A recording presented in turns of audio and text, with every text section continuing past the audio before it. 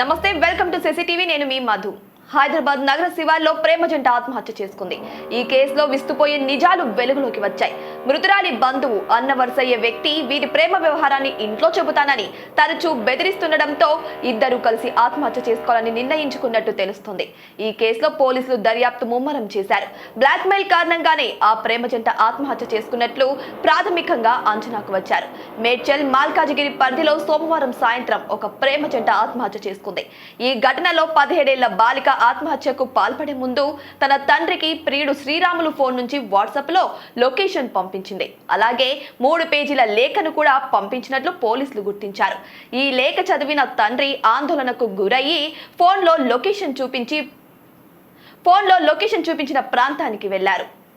ఈ లోపే మంటల్లో కాలిపోయారు ఆ ప్రేమ జంట. ఈ వ్యవహారం రాష్ట్ర వ్యాప్తంగా సంచలనంగా మారింది.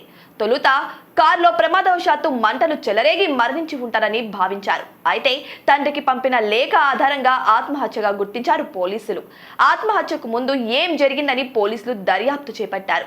ఈ క్రమంలోనే సంచలన విషయాలు వెలుగులోకి వచ్చాయి. గట్కేసర్ మండలం నారపల్లికి చెందిన ఇంటర్ ఫస్ట్ ఇయర్ చదువుతున్న విద్యార్థిని ఆమె తండ్రి ఉదయం 5 గంటల ప్రాంతంలో కాలేజీ వద్ద వదిలిపెట్టారు. కొద్దిసేపటి తర్వాత యాదాద్రి భువనగిరి జిల్లా బీబీనగర్ కు చెందిన ప్రియుడు శ్రీరాములు కారులో విద్యార్థిని కాలేజీ వద్దకు వచ్చారు. బాలికను కారులో బయటకు తీసుకెళ్లాడు. సాయంత్రం వరకు ఇద్దరు వేర్వేరు ప్రాంతాల్లో కారులోని తిరిగినట్లు టెక్నికల్ ఆధారాలతో పోలీసులు గుర్తించారు. సాయంత్రం 5 గంటల సమయంలో గట్కేసర్ మండలం అన్నోజిగూడలోని ఓ దుకాణంలో 20 లీటర్ల వాటర్ క్యాన్ కొనుగోలు చేసినట్టు పోలీసులు గుర్తించారు. అక్కడి నుంచి సమీపంలోని పెట్రోల్ బంకుకు కారులో వెళ్లిన దృశ్యాలు సీసీ కెమెరాల్లో రికార్డ్ అయ్యాయి. దాదాపు 10 నుంచి 15 లీటర్ల పెట్రోల్ కొనుగోలు చేసి ఉంటారని పోలీసులు భావిస్తున్నారు. బంకు సిబ్బంది మాత్రం పెట్రోల్ అమ్మలేదని పోలీసులకు చెబుతున్నారు. జనసంచారం తక్కువగా ఉండే గన్పూర్ సర్వీస్ రోడ్లోకి వెళ్లి ఆత్మహత్యకి పాల్పడ్డారు. శ్రీరామ్ ఇంటర్ విద్యార్థిని ప్రేమ వ్యవహారం ఇరు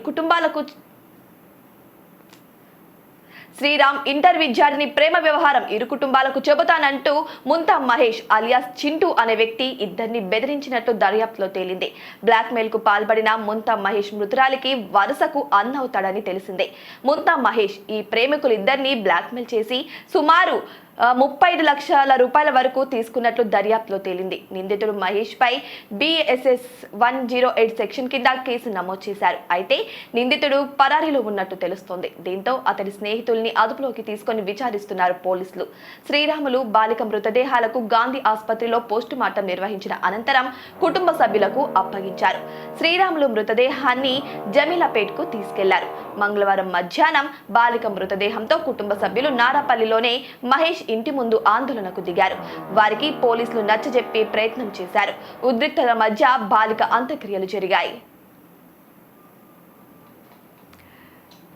కరెక్ట్గా చెప్పాను, రాంగ్ చెప్పాను.